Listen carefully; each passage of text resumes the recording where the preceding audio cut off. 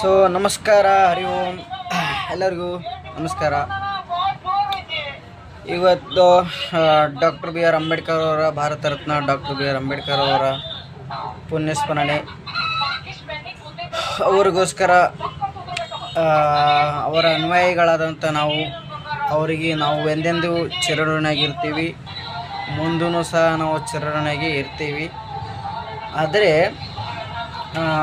ಈ ರಾಜ್ಯ ಆಳ್ತಿರುವಂಥ ಸರ್ಕಾರ ಡಾಕ್ಟರ್ ಬಾಬಾ ಸಾಹೇಬ್ ಅಂಬೇಡ್ಕರ್ ಅವ್ರಿಗೆ ಈ ಮಾತು ಹೇಳ್ತಾ ಇದ್ದಂತ ಯಾವುದು ಪಕ್ಷದ ವಿರೋಧಿ ಅಲ್ಲ, ಪಕ್ಷದ ಪರವಾಗಿನೂ ಅಲ್ಲ. ನಾನು ಇನ್ನೊರಿಗಾಗಿ ಮೋಟಿವೇಶನ್ ಸ್ಪೀಚನ್ನೇ ಮಾಡ್ತಾಯಿದ್ದೆ ಹೊರತು ಈ ಒಂದು ಸಂಗತಿಯನ್ನು ತಿಳ್ಕೊಂಡ ಬಳಿಕ ನನಗೆ ಮನಸ್ಸಿಗೆ ಭಾಳ ಘಾಸಿ ಆಯಿತು. ಏನಪ್ಪ ಅಂತಂದ್ರೆ, ಡಾಕ್ಟರ್ ಬಾಬಾ ಸಾಹೇಬ್ ಅಂಬೇಡ್ಕರ್ ಅವರು ಚುನಾವಣೆಯಲ್ಲಿ ಸ್ಪರ್ಧಿಸಿದಾಗ ಅವರು ಇನ್ವೆಯಿಂದ ಅವಿರೋಧವಾಗಿ ಆಯ್ಕೆ ಆಗಬೇಕಾಗಿತ್ತು. ಆದರೆ ಅವರಿಗೆ ಎಂತಿಂಥ ವ್ಯಕ್ತಿಗಳು,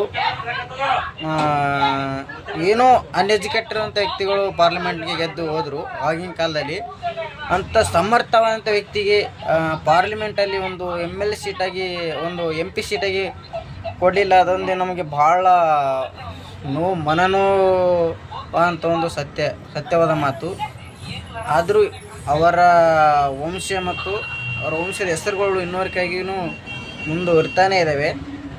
ಬಟ್ ನಾ ಇದು ಹೇಳ್ತೇನೆ ಅಂತ ಯಾವ ಪಕ್ಷದ ವಿರೋಧಿ ಅಲ್ಲ, ಇರುವಂಥ ಸಂಗತಿಯನ್ನು ಹೇಳ್ತಾ ಇದ್ದೀನಿ. ಈಗ ಒಂದು ಟಾಪಿಕ್ ಹೇಳ್ತೀನಿ, ಏನಂತೇವೆ ಅಂದರೆ ಸ್ಫೂರ್ತಿಯಾಗಿ ವಿಡಿಯೋ ನೋಡಿ.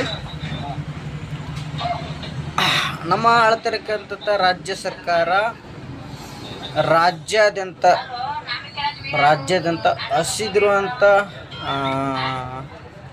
ಹಸ್ತಿರುವಂಥ ಬಡ ಜನಕ್ಕೆ ಊಟ ಹಾಕಬೇಕು ಅಂತ ವಂಶವಾದ ಹೆಸರು ಇಟ್ಟಿದೆ. ಏನಪ್ಪ ಅಂತಂದರೆ ಇಂದಿರಾ ಕ್ಯಾಂಟೀನ್ ಅಂತ ಇಟ್ಟು ಸಾರ್ವಜನಿಕರಿಗೆ ಊಟನ ಮಾಡ್ತಾಯಿದ್ದಾರೆ. ಅದು ಒಂದು ಚಲೋ ಅಂತ, ಅದ್ರ ಬಗ್ಗೆ ನಮ್ಮದು ಎರಡನೇ ಅಭಿಪ್ರಾಯ ಇಲ್ಲ.